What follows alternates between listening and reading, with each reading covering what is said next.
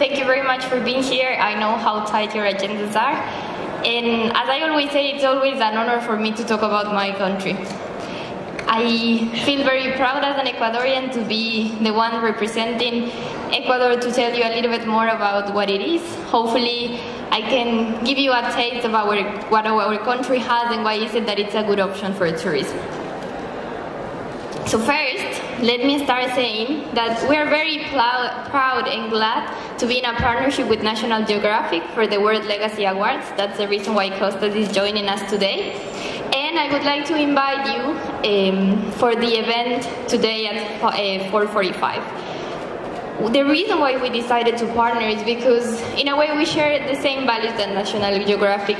We support their initiative to search for organizations, for companies, for destinations that are like these visionaries and leaders looking for alternatives for sustainable development. So I would like you all to join us today, and I don't know, Costas, if you have something to say. Is this working? The Minister asked me just to say a few words. Minister, thank you very much.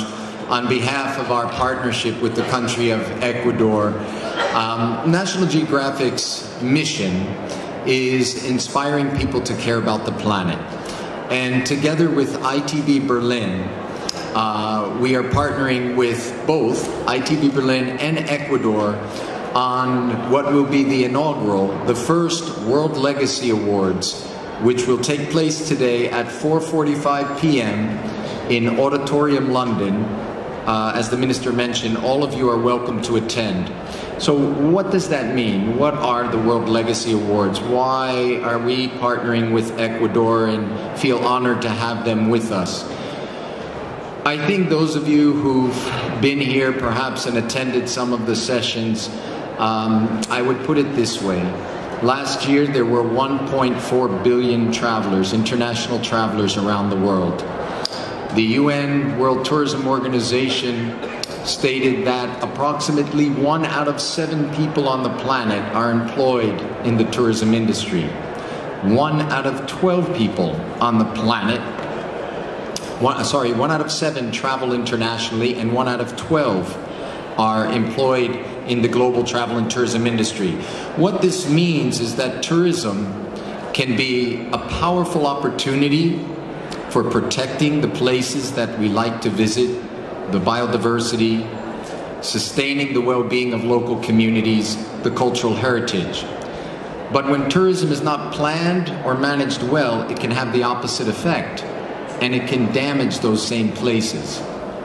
So when the World Legacy Awards and National Geographic sought a partner, we turned to Ecuador as a country because Ecuador has a long history in promoting the values of sustainable tourism. Tourism that helps to protect cultural and natural heritage, that delivers meaningful economic benefits to local communities, and also is conducted in an environmentally friendly way. So today at 4:45 p.m. in Auditorium London, we will honor the world's leaders who are demonstrating a new vision for tourism. Tourism as an opportunity for healing and protecting our planet, for poverty alleviation, and for safeguarding our historical and cultural heritage. The 5 winners will be announced for the first time today. No one knows who they are, and they won't be known until an envelope is open. So we're excited about this. We hope you'll join us, and we're honored to participate with the country of Ecuador on behalf of National Geographic. Thank you. Thank you very much. So let me give you a very quick taste of what Ecuador has to offer. This is actually the video that we show in the Super Bowl this February.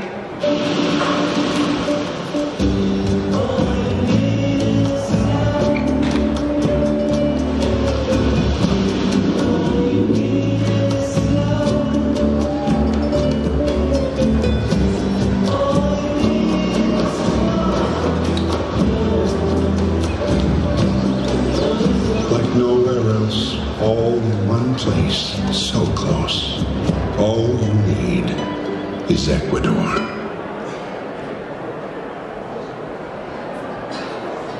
Well, so So let me start with the very, very basics. Ecuador is located in the north of South America, and it is a very unique country. It is located in the middle of the world, latitude 000. Why is it important? Well, first, it turns it into a year-round destination. When people ask when is the best time to go to Ecuador, we always say, well, anytime. We don't have seasons, so it's basically the land of eternal spring. So that is an advantage from the tourist side. Also, we have been very lucky, and we're very proud to say that Ecuador has 4 worlds in one. So, and the beauty of Ecuador is that being so small, it's actually possible to experience those 4 worlds. So we have the Amazon, the Andes, with these beautiful volcanoes, the coast, and of course the unique Galapagos Islands. So someone could literally have breakfast in the Amazon, then have lunch under a volcano in the Andes, have dinner on the coast, and take a flight towards the Galapagos. So that is how, just to give you a sense of what you can actually do and experience. Also, being so small is the most mega-diverse country in the world. It's the most mega-diverse country by square kilometer. So in less than 1% of the total surface of the Earth, we have 18% of the world's species. We have 19% of our territory is a national park, 18% of the world's orchid species, 14 indigenous languages, 62 volcanoes, and the Chimborazo, which is actually the closest point from the Earth to the Sun. Even though the Everest is the highest, because we are in the middle of the world, we are the closest point to the Sun. And I think perhaps one of the biggest values we have is all our natural and cultural resources. Actually, Quito was the first city to be nominated a Cultural Heritage of Humanity by UNESCO, and currently we have Quito and Cuenca. And the misnamed Panama hat, I saw some of you got one. It's actually an Ecuadorian hat. It's a tequila straw hat that is now considered as a cultural heritage from humanity, and it's proudly Ecuadorian. We also have 2 natural heritage sites, the Galapagos Islands and the Sangay National Park. And also the Yasuni National Park is considered by UNESCO as a biosphere reserve. So as you see, we are in a small surface with a lot to offer in a very unique place. So we are saying that Ecuador is in the app. It has been getting a lot of attention. People in the world has started to discover this paradise that my country is. So this is just to give you a sense of the World Travel Awards of last year. Ecuador got 8 prizes, including the world's leading green destination for the 2nd time in a row, and the world's leading green hotel, the Finch Bay Eco Hotel in Galapagos.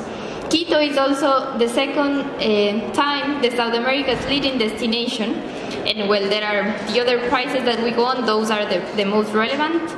We were also finalists among the new 7 Wonder Cities in Quito, and also one of the companies in Ecuador is now nominated as a finalist for the World Legacy Awards. So we are seeing that all this effort is going through, so why is it that Ecuador is getting everyone's attention? So let me first talk a little bit about these 4 worlds that Ecuador has, and then I'm going to tell you a little bit of what we're doing. So let me start with Galapagos. And if you haven't been there yet, that is something that has to be on your bucket list. It is really a unique experience. Just imagine a place where you go and animals do not fear of human because they have never been threatened by them. So having this experience of actually share with the animals, it's something that I find unique.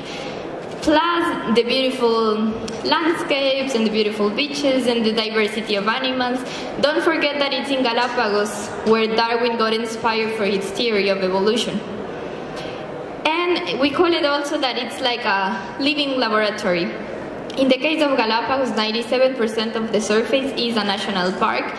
The government of Ecuador takes a lot of responsibility of this jewel that we have for the country and for the world. And this is perhaps one of the places where actually nature-based tourism or ecotourism was born. And we have been doing a lot of effort to reduce the impact and preserving this treasure that it is. So in terms of new things that we have to offer, Well, we have increased the island hopping visits, so it's not only just in cruises anymore. There is lots of alternatives in terms of biking, surfing, kayaking, diving. People say that one of the best places in the world to do diving is actually the Galapagos. There are new yachts, new land hotels, and Baltra, the airport in Galapagos, is also one of the most ecological airports in the world.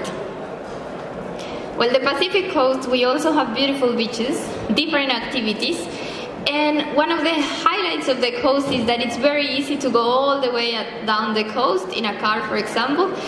And one of the richness of my country is that even though it is so small, it is so rich in terms of culture, gastronomy. So depending on where you are, there are different things that you can experience. So in terms of food, for example, if you are in the north, it would be more like shrimp, tomato, but if you go a little bit farther down, it would be more like fish or green plantains. In the north is more coconut sauce. So there is like this richness of going to a different place and experiencing different tastes, different culture, different landscape. And so you can see all the way down the coast. Something important that we have started to develop, and I think everyone likes chocolate, so we are trying to show what is the process and make you live the experience of actually going from the plant to the chocolate that you are able to taste. And if you haven't gone to our stand yet, I invite you to go there and taste the best chocolate of the world, up to 90% cocoa, in some of the cases with different combinations of fruits and the consistency of the chocolate. So I invite you to go and see it yourselves. And in terms of new product, we have been doing a lot of effort to increase safety, the quality of the hotels. There are new alternatives, and also we're looking to offer new products. So in terms of Guayaquil, for example, one of the places that has gotten a lot of attention is an island that before was isolated in the middle of the rivers, so no one could access. So we created like a bridge where people can enter walking. So this has been wonderful because it's kind of like a little bit of a lung in the middle of the city. It is not touched, you cannot enter with cars, only walking. So that is one of the new highlights in Guayaquil specifically, and all around the coast. As I said, hotel infrastructure, connectivity, different tourist services. Puerto Lopez is one of the places where you can go whale watching, and different cruise lines that are now arriving more to Ecuador. Well, the Andes, it's what Humboldt used to call the Avenue of the Volcanoes. We are very lucky in the sense that you are, like for example, in a clear morning in Quito, you're able to see at least 2 or 3 different volcanoes. It's really beautiful, and there are lots of products attached to the volcanoes. We have refurbished, and when I say we as a country, lots of old haciendas that have turned into beautiful hotels along the way. There are lots of community tourists, and I wanted to highlight this because, as I said, we have 14 indigenous groups, and so each of them has something to offer, lots of handicrafts, and just learning about their culture, the way they live, the way they have developed. The Otavalos, for example, is one of the towns where it's mainly indigenous population, and it's just an amazing place to be, very colorful, to learn about what they are doing and how they have learned to kind of like cope with modernity without losing their traditions. In terms of cuisine, this is also, again, very rich, very different from the coast, another kind of products. And, well, for those more adventurous, it's mountain climbing, biking, rafting, trekking, or if you prefer just to relax, and there are also different products like the train that I'm going to refer later. And something also very important is that, as you know, we are one of the biggest producers of roses in the world. The particularity they have is that you can have roses that are perhaps as tall as I am, not that I'm very tall, but imagine roses my size, very colorful, very bright, really big. And so I was able to go to one of these rose plantations recently, and you have no idea how beautiful experience that is. So all these kind of experiences, I will call them, or their products, is what you can have in our country. Well, this is a picture of Quito, and to be honest, it doesn't make justice to what it is. And this is the entry point to our country, and we are very proud to say that it has one of the largest and best preserved historic centers in Latin America. And I think one of the charms of this historic center is that it hasn't lost its authenticity and the kind of like its soul. So for example, when you walk around the center, you can still see the ice cream shop that was available 100 years ago, and people that have lived there all their lives. And so, in spite of being preserved and being a touristic place, it hasn't transformed into like only all these new shops. It hasn't lost its essence. So I think that is one of the unique things about the center of Quito, and that's why I love it so much. This is a picture of San Francisco, one of the churches that we have. And if you see I always refer about the sky of Quito because I think I haven't seen the sky as blue as you can see it in Ecuador, of course of the location, but it's all part of this experience and uniqueness that our country has to offer. We have a new international airport in Quito, we have new hotels. One of those is actually located next to this Plaza San Francisco. We have, well, different means of transportation, and something that has been occurring recently is actually a restaurant boom. People have started to discover the different tastes of Ecuador and of the world in Quito. So there are many new restaurants, many new experiences and places to visit. And well, let me finish with the Amazon, that it's the 4th region. And I honestly think until you go there and experience it yourself, no matter how many pictures I put, it's not going to make justice to what you will see. And we are lucky to have perhaps one of the most biodiverse spots in Earth. Actually, the Yasuni has more species of birds than all the US and Canada together. There is huge diversity. You are able to go there and see these giant trees 40 meters high, actually climb them and be able to see like just forest and more forest. And the different culture, the different groups, depending on where you go, and different products and different hotels or that have involved the community in this. And there, one of my favorites one is, and I was talking to Costas about this before, it's the Napa Wildlife Center. So the Napa Wildlife Center is owned by a Quechua community who found in tourists the alternative for their way of living. So they have kind of multiplied by 5 or by 8 their income.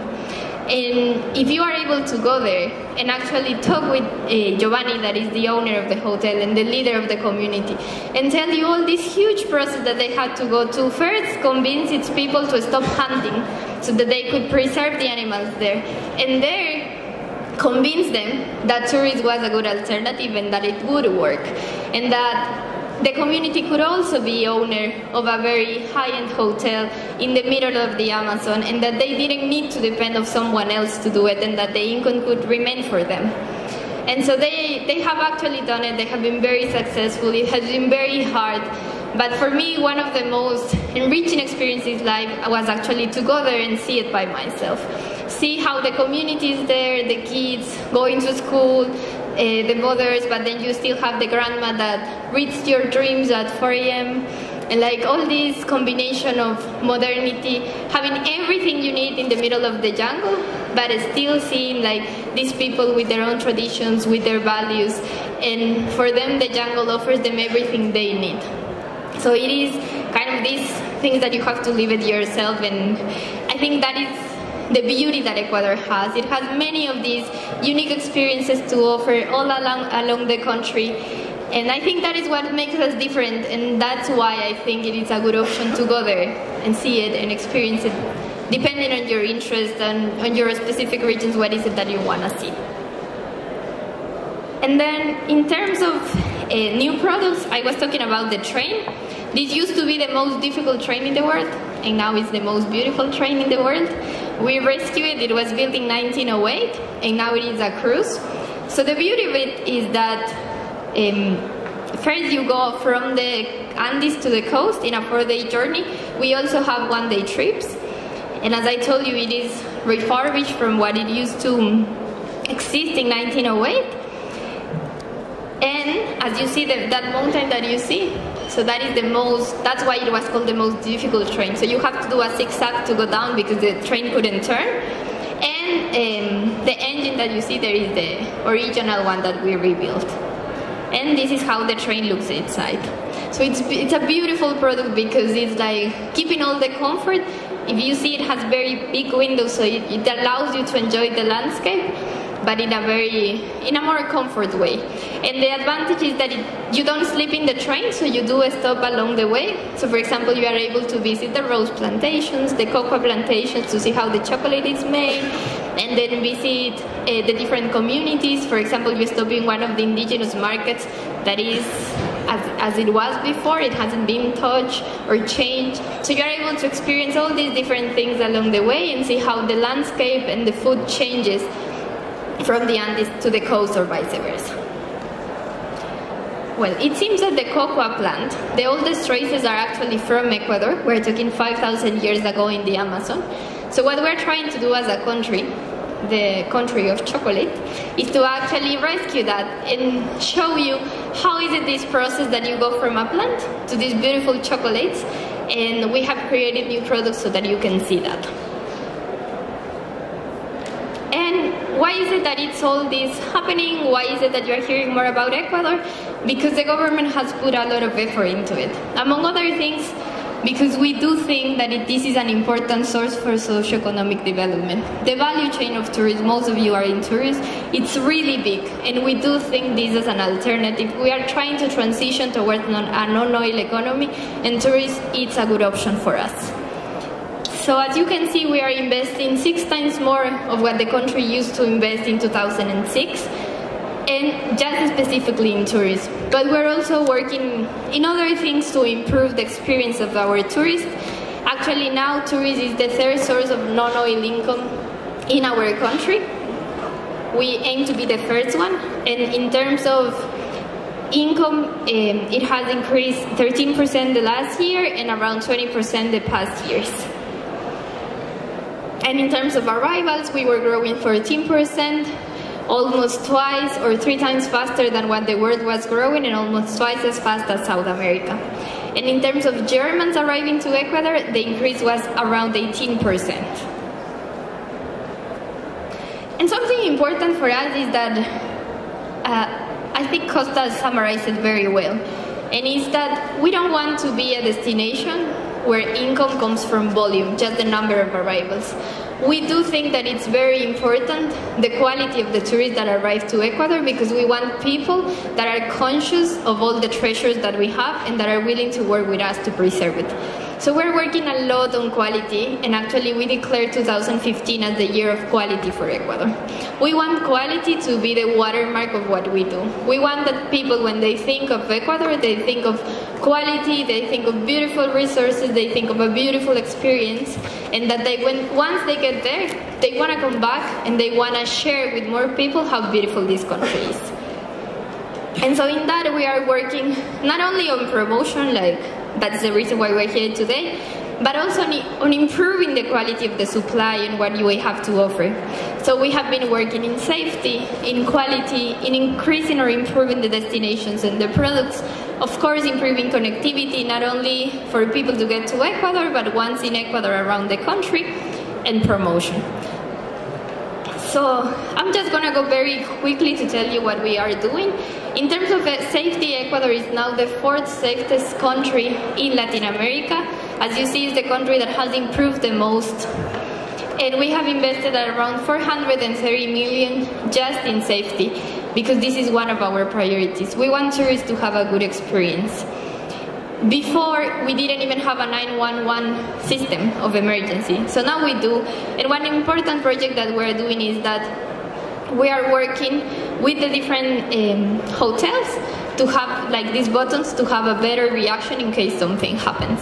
This was an investment of around $300 million additional to the 450. We also implemented a safety roundtable with the embassies so that we can tell them what is it that we are doing and we can improve the communication with them. We have emergency protocols in case something happens, and we're working on medical and travel insurance cover. In terms of quality, as I told you, this is kind of like our emblematic project of the year. We are working a lot in training people, but also in having quality systems for people, companies and destinations. And we're working on certifications and increasing the standards, changing some of the regulations to improve that.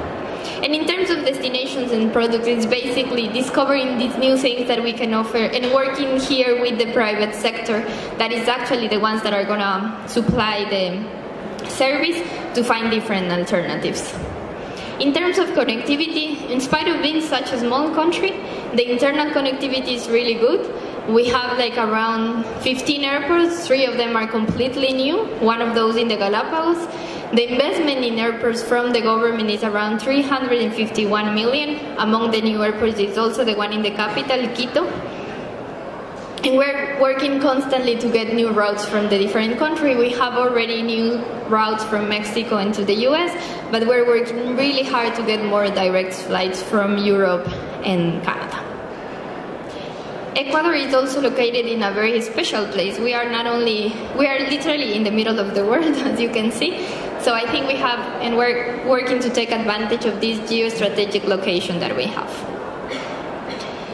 Also, the investment in roads has been really huge. It's around $7 billion in the last years. And from being one of the worst quality of roads in Latin America, now we are in the top 3. So a lot of things have been happening in my country, and I'm very glad and honored to tell you that it is a good moment for Ecuador, for tourists, and for people from other countries to go and see them themselves. In terms of promotion, we are with a very aggressive campaign, like the video I showed you, the All You Need is Ecuador. It has reached more than 660 million people around the world since we started in April last year. And we're going to continue with that. I think people finally are recognizing our brand, what Ecuador is, what Ecuador has to offer. So we want to reinforce that. As I told you at the beginning, we decided to go in the Super Bowl this year. We had a very good impact in terms of viewers, around 133 viewers, including TV and social media. More than 2 million tweets with the hashtag All You Need is Ecuador. And we're very positive of what this can bring. And in terms of investment, lots of new brands, around $660 million in investment. And so we're very happy with what we have. And finally, we're going to have lots of events on 2016, including CELAC, the Habitat Forum from the UN, the President South African and South America and Africa event, the summit. We are also the headquarters of UNASUR, which means basically we are kind of like the capital of South America. And this year, we are hosting also the Ecotourism and Sustainable Tourism Conference, because as you saw, this is a priority for us. Well, in terms of Ecuador and Germany, Germany or Germans are ranked number 7 in the list of the people that visit Ecuador, but it's one of our top 4 priority markets. For us, it's a really important market because we do think that we share a lot of things and we have to offer what we think probably they are looking for. Nature, culture, and just as I told you, lots of new experiences. In terms of arrivals, as I said, it has increased around 18%, and of the Germans that have arrived to Ecuador, 30% have visited the Galapagos, which is a very good choice. But Ecuador has a lot to offer beyond the Galapagos, and that is also what I'm trying to invite you to do. Not visit just the Galapagos, but all the rest of the beautiful things we have to offer. These are some of the actions that we're gonna do. Basically, in summary, this is a priority market for us. We're gonna put a lot of effort into it in terms of promotion, road shows, trade shows, farm trips, press trips. We're gonna have a representation office here, and we're looking forward to work with you and to hopefully reach your expectations and what you have. So to sum up, we are a beautiful country in the middle of the world that has everything to offer.